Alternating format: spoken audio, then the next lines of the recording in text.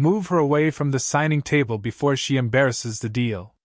Blake Harrington said it with a half-smile, loud enough for the nearest bankers to hear, soft enough to pretend later that he had only been joking. In the grand ballroom of the Waldorf Meridian Hotel in Manhattan, everything had been arranged to look flawless. White orchids in silver vases, champagne still unopened on ice, crystal glasses lined along linen-covered tables, and a 20-foot screen glowing with the words Community Future Partnership above the Harrington family crest. The deal waiting to be signed was worth $950 million, a redevelopment package that would turn an old medical campus and surrounding community land into private clinics, luxury housing, and a gleaming research center. Men in tailored suits stood near the signing table, smiling for photographs that had not yet been taken. Women in pearls and soft silk spoke in low voices beside the press area. Waiters moved carefully through the room with trays held steady at shoulder height, trying not to disturb the polished calm of people who treated money as atmosphere. Near the edge of that calm, Maya Bennett, a young black waitress in a crisp white jacket, bent down quickly after a tray of folded napkins slipped from her hands. A guest had stepped backward without looking, and the napkins scattered across the polished wood floor like small white birds. Maya whispered an apology before anyone accused her of anything. That was when Eleanor Hayes, 74 years old, wearing a simple navy church dress, a gray wool coat, and a small pearl pin shaped like a dove, stepped away from a column and knelt carefully to help her gather them. Eleanor moved slowly because her knees were not what they used to be, but her hands were steady. She picked up each napkin as if dignity could be restored one small act at a time. Blake saw her before he saw the kindness. His father, Charles Harrington, stood nearby with one hand resting on the back of a leather chair, silver cufflinks catching the chandelier light. Margaret Harrington looked over the rim of her champagne glass. Claire Harrington, the family public relations director, glanced first toward the press cameras and then toward the older black woman on the floor, already calculating how the moment might look if photographed incorrectly. Blake gave a quiet laugh. Someone should tell the help not to wander near billion-dollar tables, he said. A few people smiled because they thought they were expected to. Maya's fingers tightened around the napkins.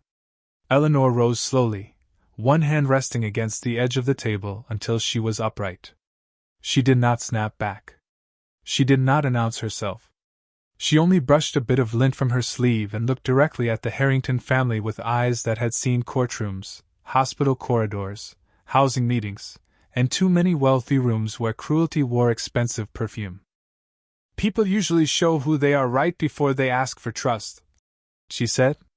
The words were quiet, but they landed cleanly. Blake's smile thinned. Margaret lifted her eyebrows as if patience itself had become a breach of etiquette. Charles looked at Eleanor from her gray coat to the old leather folder tucked beneath her arm, and decided in less than a second that she was no one whose opinion could cost him anything.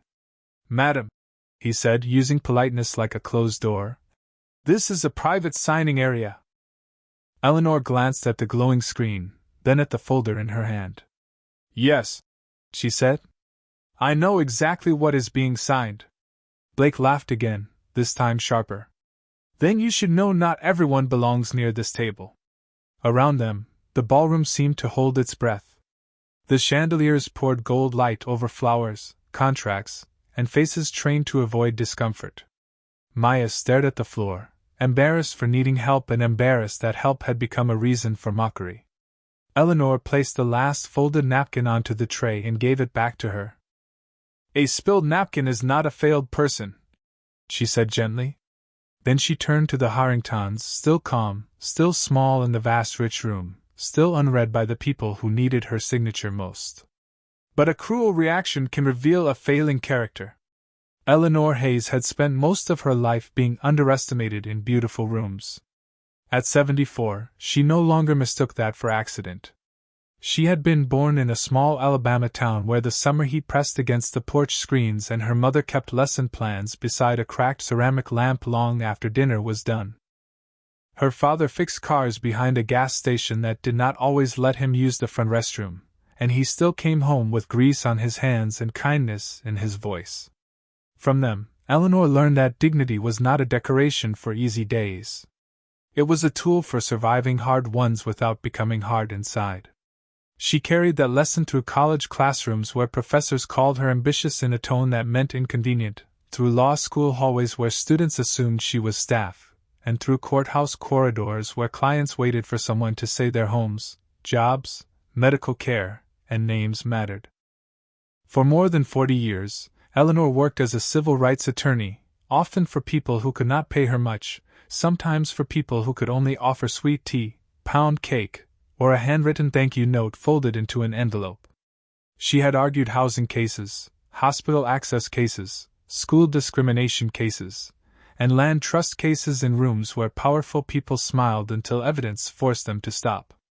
She had learned the patience of letting others speak long enough to reveal themselves. That was why the Harrington family's laughter did not surprise her. It saddened her, but it did not surprise her. She stood beside Maya Bennett in the ballroom, holding the final napkin tray steady while the young waitress tried to recover her breath. Maya could not have been more than 24. Her white service jacket was too stiff at the shoulders, and one loose curl had escaped beneath the neat bun required by the hotel. Eleanor saw the girl's shame first, the way her eyes stayed lowered as if the floor could hide her from people who had already decided she was part of the furniture. Eleanor knew that posture. She had seen it in hospital kitchens, school offices, courthouse copy rooms, and hotel banquet halls from Atlanta to Chicago. She placed one warm hand lightly over Maya's trembling fingers. "Take your time," she said. "You have not done anything wrong." Maya nodded, but her face still held the fear of someone who could lose a shift, a paycheck, or a supervisor's trust because rich people were embarrassed by kindness. Eleanor looked toward the signing table, where the Harrington name glowed on folders thick with legal language.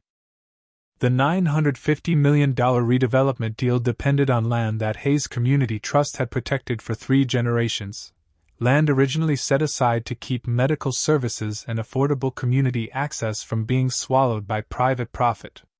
Eleanor had not come as a guest. She had come as the final trustee, the last signature required before the project could close. Her leather folder held the ethics approval papers, community benefit conditions, and a trustee certification that made every banker in the room need her more than they knew. But she had dressed as she always dressed, navy church dress, gray wool coat, practical shoes, pearl dove pin. She never believed moral authority needed costume jewelry to be real. Charles Harrington looked at her old folder and saw age. Margaret saw fabric that did not belong beside white orchids. Blake saw someone useful only near a service door. Claire saw a public relations inconvenience. None of them saw the woman who could stop the deal before the champagne opened. Eleanor turned back to Maya and adjusted one napkin at the top of the tray. "Stand straight, child," she said softly. "Other people's smallness is not your burden to carry." Then she faced the Harrington family again, calm as polished stone, and waited to see whether they would choose decency before they learned the cost of failing it. The Harrington family had built its public image on the language of service while privately measuring people by usefulness, clothing, and access. Charles Harrington, 63 years old, stood at the center of the ballroom as if the chandelier light had been installed to flatter him. He was chairman of Harrington Global Holdings, a company that owned private hospitals, luxury medical offices, senior living campuses, research properties, and enough real estate across the Northeast to make city planners return his calls before lunch. His father had started with one hospital supply company in Connecticut, and Charles had turned that inheritance into an empire by calling every expansion a mission. He used words like care, access, innovation, and community in interviews, but inside closed meetings, he spoke of margins, leverage, favorable zoning, and underused land. The $950 million redevelopment deal waiting in that ballroom was supposed to be his cleanest victory, a medical campus wrapped in beautiful language, a press release ready to praise community partnership, a photographer prepared to capture the signing, and a family positioned at the front of every picture. Margaret Harrington stood beside him in a pale cream suit with pearls at her throat and a smile trained by charity luncheons. She knew how to touch a donor's arm, how to praise a hospital wing named after someone's grandmother, how to look concerned when reporters mentioned working families.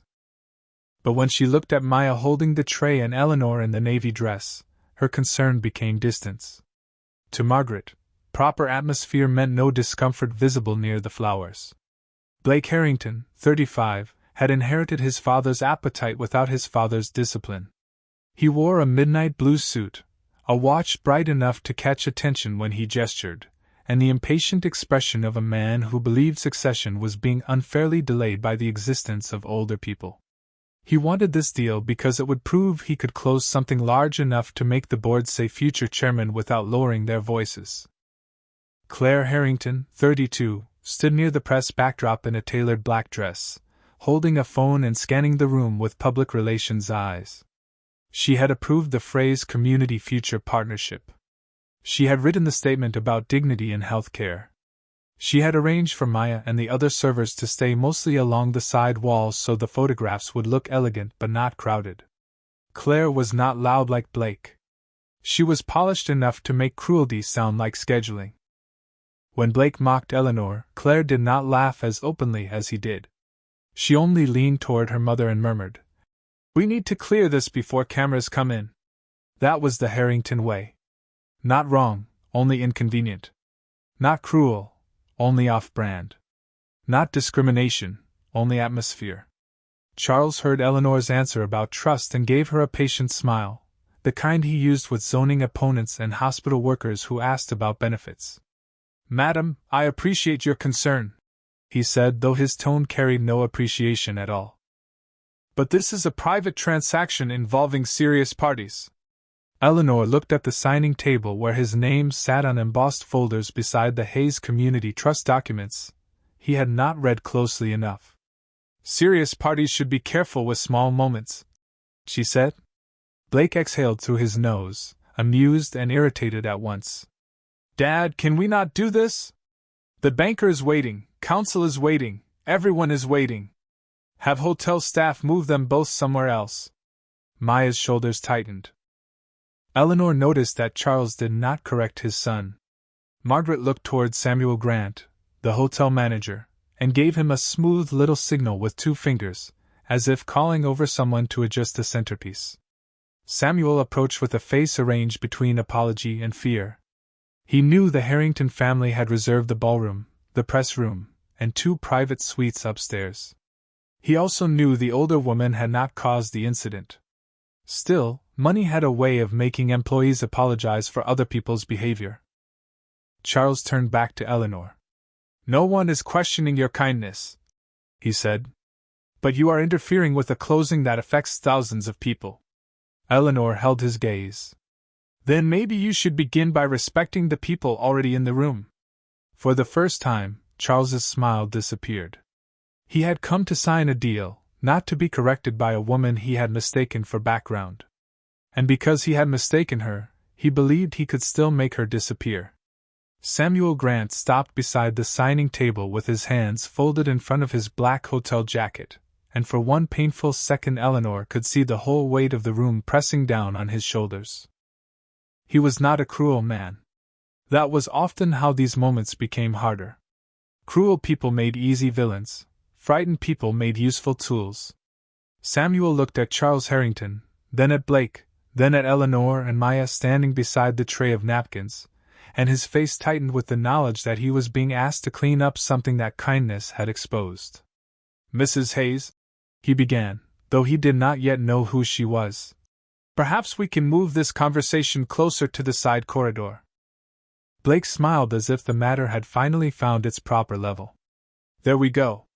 The service area is perfect."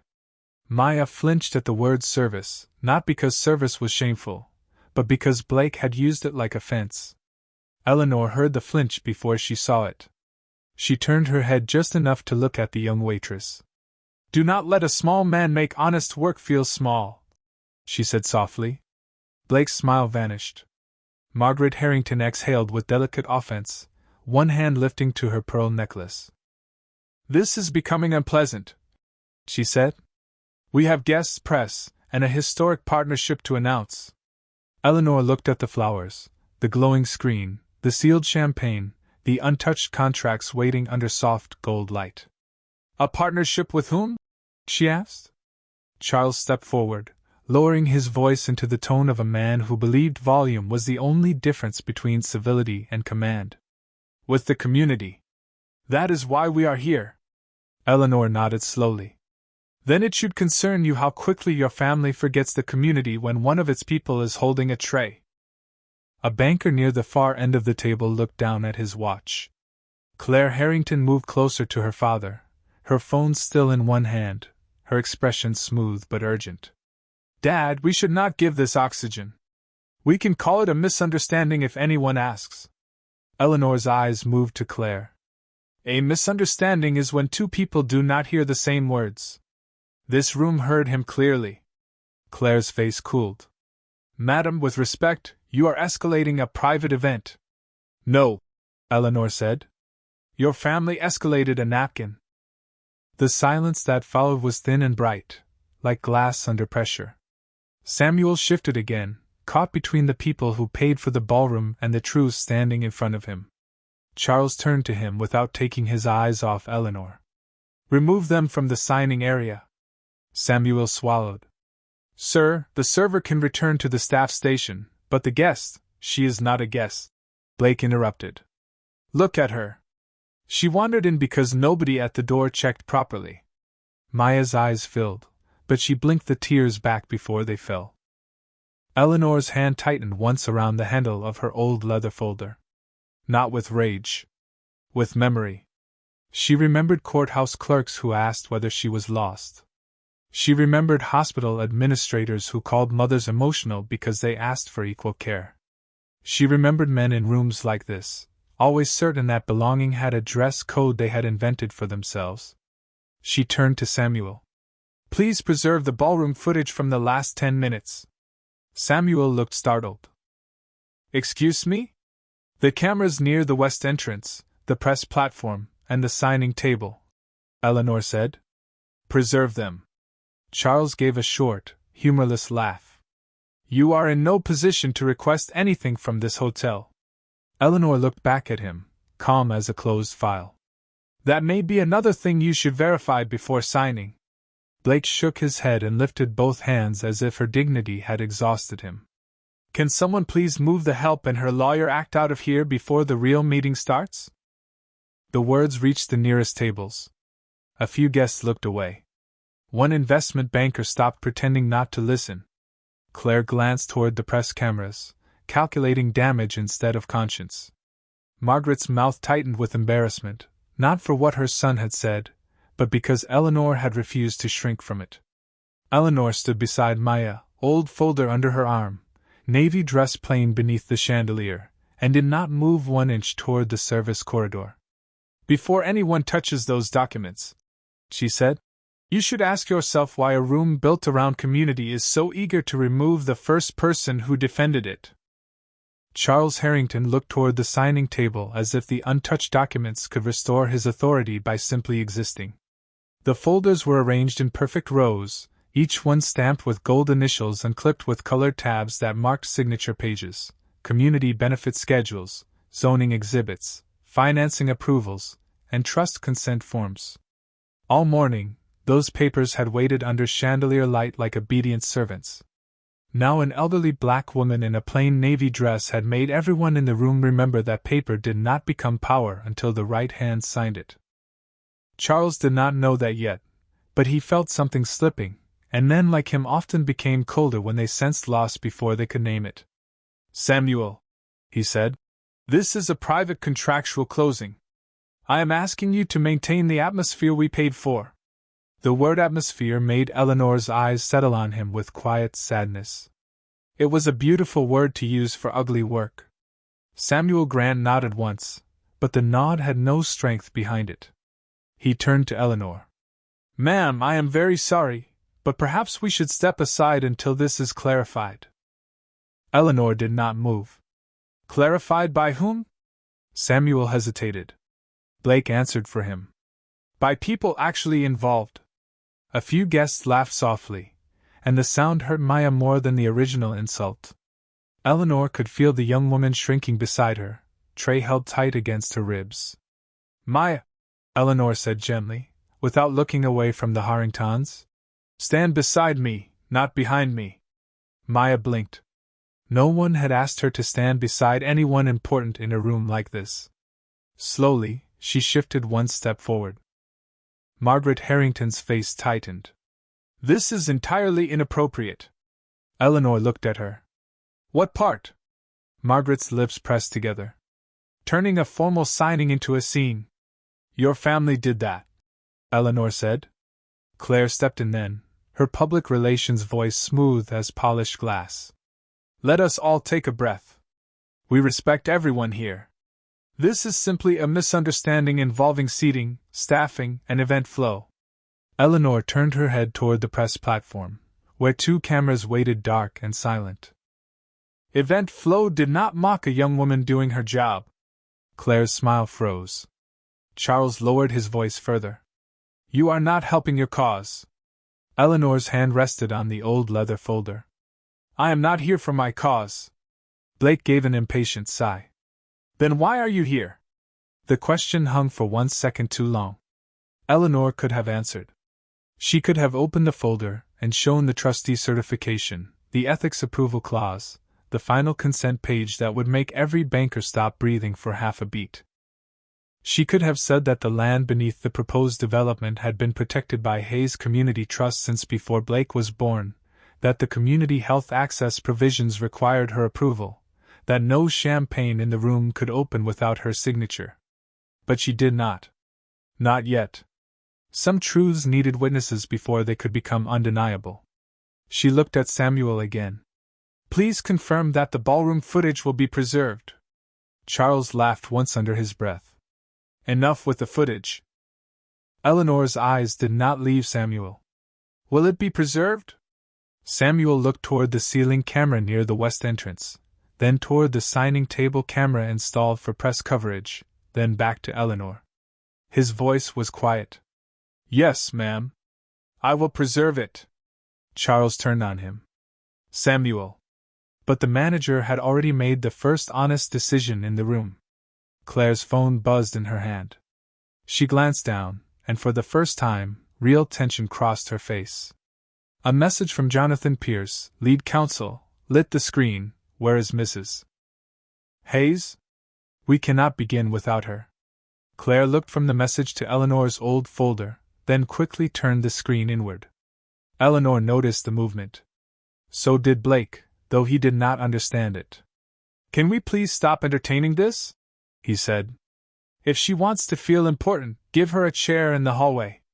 Maya's eyes closed for a moment. Eleanor stepped slightly closer to the signing table, not enough to threaten anyone, just enough to make the room adjust around her refusal to disappear. "Young man," she said, her voice still soft, "importance is not something a hallway can take from a person." The ballroom went still again. The white orchids, the gold folders, the champagne, the family crest, and the glowing words Community Future Partnership all seemed suddenly too polished for the truth standing beneath them. Charles looked at Eleanor as if seeing the first outline of a problem he could not buy, charm, or command away. "Remove her," he said, but this time, the order did not move as quickly through the room.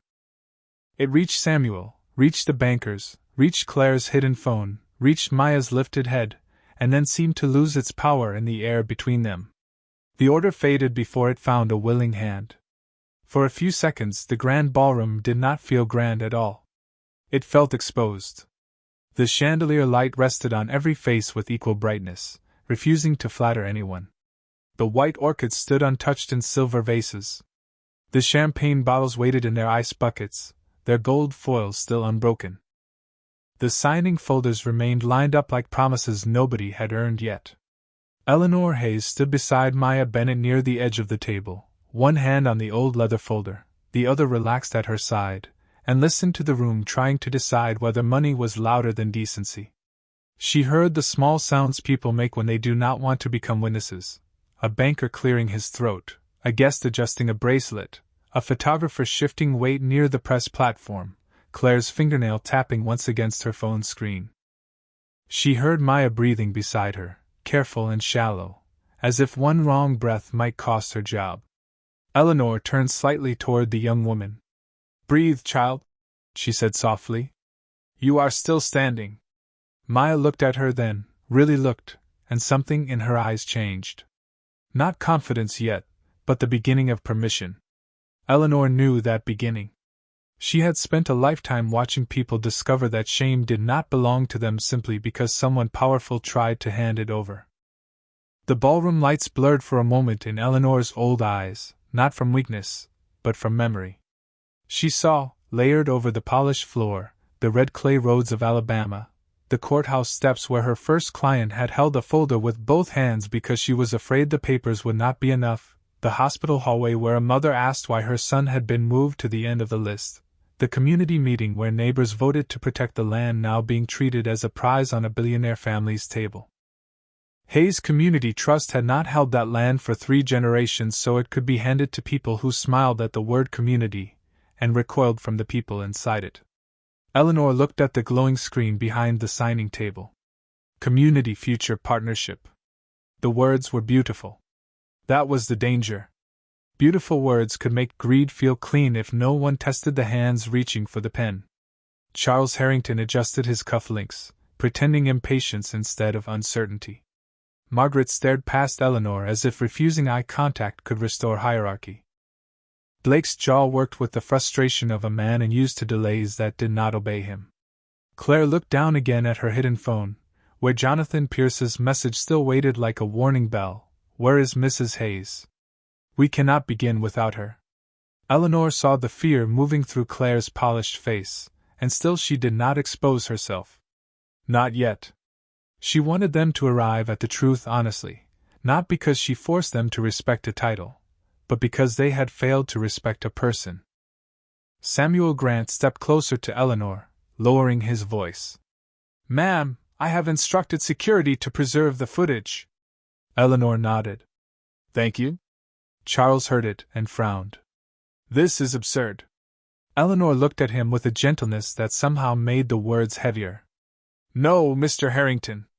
This is simple. The room is only uncomfortable because the truth entered before your cameras did." The ballroom seemed to go even quieter. Outside the tall windows, late afternoon light softened over Manhattan, gold turning gray between the buildings. Eleanor placed her hand over the leather folder and breathed slowly. She thought of her father's grease-stained hands, her mother's tired lesson plans, the clients who had trusted her when the law felt too large, and the land that had outlived every man who thought money made him permanent.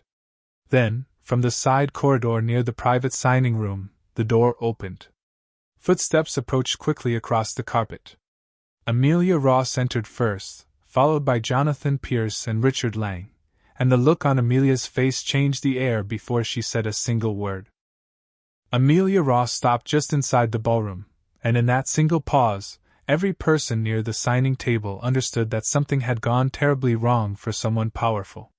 She was the board liaison for Hayes Community Trust, a woman known for calm emails, precise meeting notes, and a voice that never rose above professional courtesy. But now her face had gone pale, her eyes moving from Charles Harrington to Blake, from Maya's white service jacket to Eleanor's old leather folder, and then back to Eleanor as if confirming a nightmare in real time. Jonathan Pierce, the lead counsel, came in behind her with a stack of closing documents pressed against his chest. Richard Lang, the investment banker, followed with his phone still in his hand and a practiced smile already dying on his face. Claire Harrington turned the phone in her palm and tried to recover first. "Amelia," she said lightly, too lightly, "we had a small event flow issue. We are handling it." Amelia did not look at Claire. She walked straight toward Eleanor.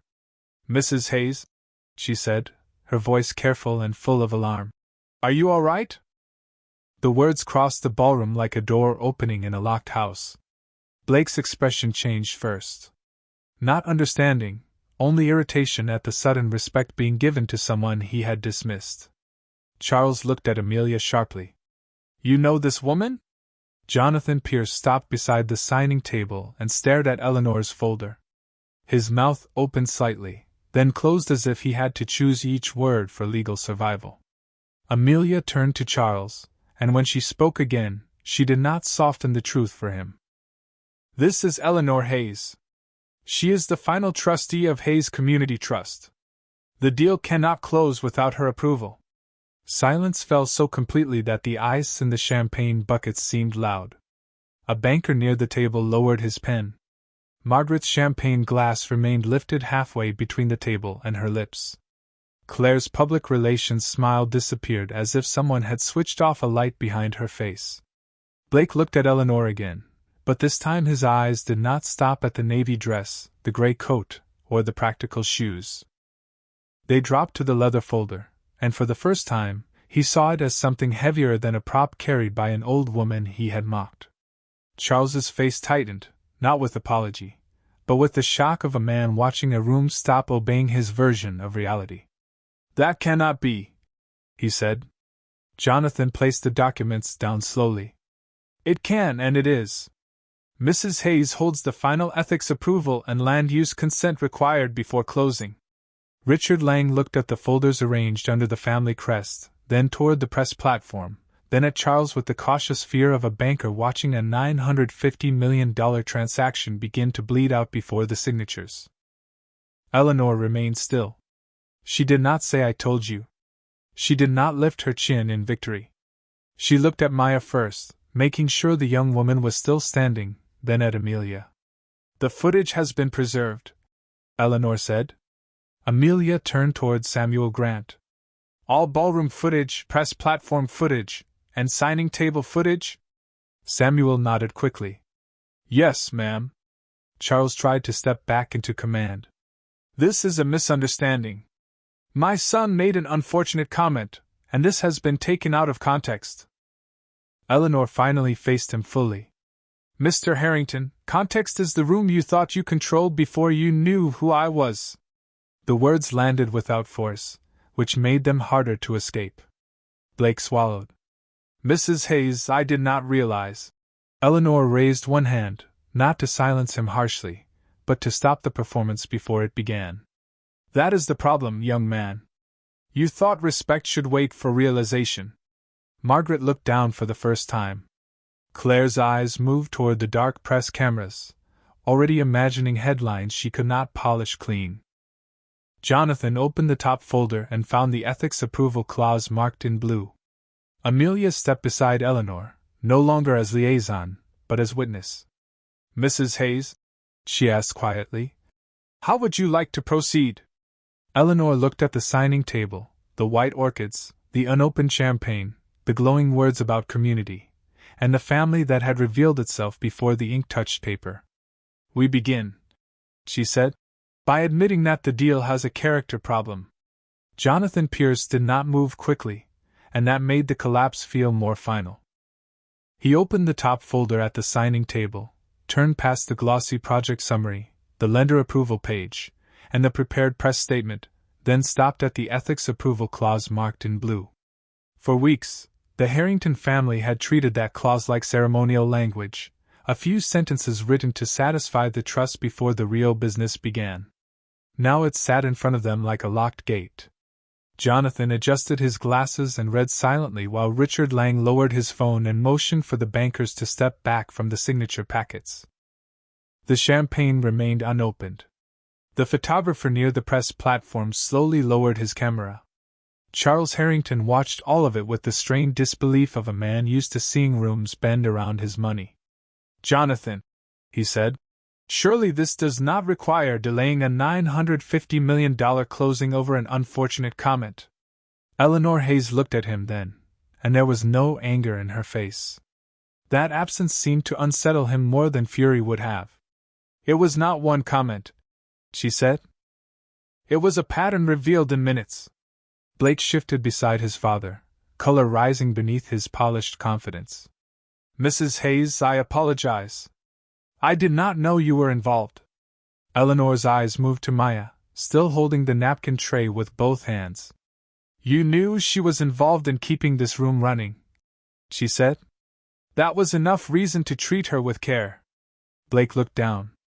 Margaret placed her glass on the table with a soft click, finally understanding that embarrassment had become evidence. Claire stepped forward, trying to gather the broken pieces into language she could manage. "We can make a statement," she said.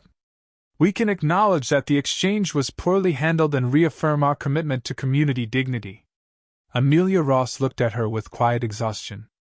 "The trust does not need a statement about dignity. It needs partners who practice it before microphones are present." Richard Lang closed one of the financing folders and passed it back to an associate. That small movement did more than any speech could have done. A $950 million deal began to disappear one document at a time. Jonathan spoke carefully, each word shaped for the record.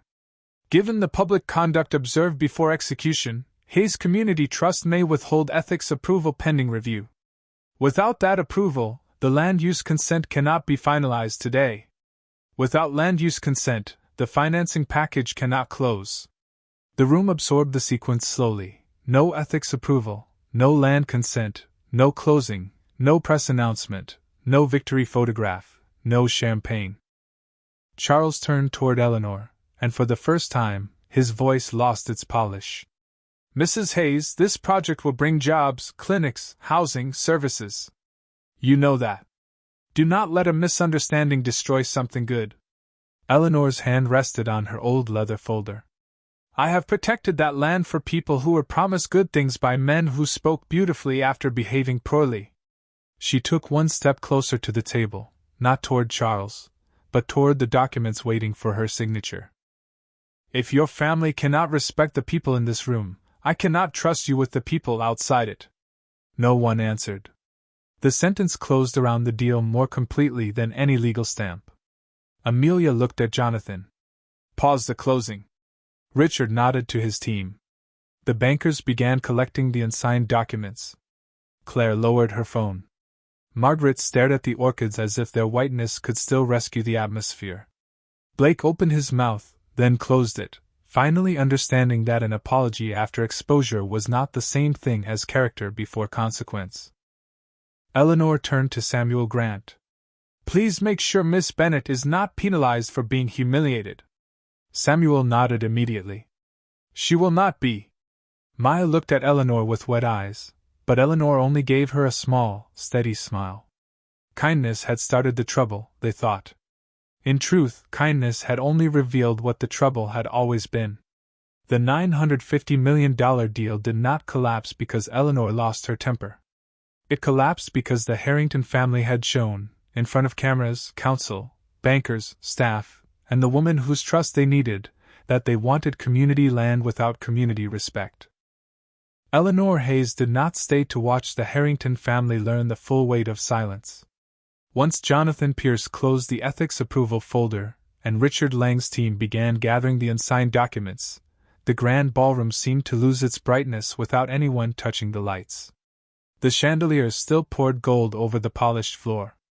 The white orchids still stood tall in silver vases. The screen still promised community future partnership in elegant letters above the Harrington crest. But the promise had become hollow, a beautiful phrase hanging over a table where nobody was signing anymore. Charles Harrington stood near the head chair with one hand resting on the leather back as if he could hold the deal in place by touching furniture. Margaret stared at the unopened champagne, her face composed but empty, finally understanding that atmosphere could not save character. Claire's phone buzzed again and again, but this time she did not lift it. There was no statement ready for what the room had seen. Blake looked smaller beside the signing table than he had looked when he mocked a woman for helping someone pick up napkins. His expensive watch still caught the chandelier light, but it no longer made him seem important. It only reminded everyone how little time it had taken for arrogance to become evidence. Eleanor turned away from them and looked at Maya Bennet, who still held the tray close to her chest. "Come walk with me for a moment," Eleanor said gently. Maya hesitated, glancing toward Samuel Grant as if permission still lived somewhere outside herself. Samuel nodded with quiet respect. "Take the time you need," he said. It was the first thing he had said all day that sounded fully like his own voice. Eleanor and Maya crossed the ballroom together, past the white flowers, past the press platform, past bankers who stepped aside without being asked. No one clapped. No one cheered. That would have made the moment too easy. Justice, Eleanor knew, did not always enter a room like thunder. Sometimes it left through the side doors with an old leather folder under one arm and a young woman walking a little straighter beside it. In the hallway outside, the noise softened. The carpet swallowed their footsteps. Through the tall windows, late afternoon New York light had turned gray at the edges, and traffic moved below like a river of red and white sparks. Maya finally breathed out. "I am sorry," she whispered. Eleanor stopped near a brass table holding a vase of lilies. "For what, child?" Maya looked down. "For causing trouble." Eleanor folded the clean napkin she still held from the tray and placed it carefully in Maya's hand. "You did not cause trouble. You revealed where it was hiding." Maya's eyes filled, but this time she did not lower her head. Behind them, inside the ballroom, Charles Harrington began speaking to Jonathan Pierce in a low, urgent voice. Claire moved toward the press area, too late to control the story. Blake stood apart from his family, staring at the floor where the napkins had fallen, finally understanding that he had laughed at the exact place his inheritance began to crack. Eleanor did not turn back. She had not come to ruin them. She had come to decide whether their hands were worthy of land held in trust for people who needed clinics more than speeches, homes more than slogans, and dignity more than photographs. The answer had arrived before the ink. At the end of the hallway, Amelia Ross waited with the elevator doors open. Eleanor stepped inside with Maya beside her, the old folder steady against her coat. Just before the doors closed, the ballroom remained visible for one last second, unsigned contracts, unopened champagne, white orchids under gold light, and a billionaire family standing in the quiet they had earned. Eleanor's face stayed calm. She had not collapsed the deal with anger. She had simply refused to lend community trust to people who could not recognize community when it stood right in front of them.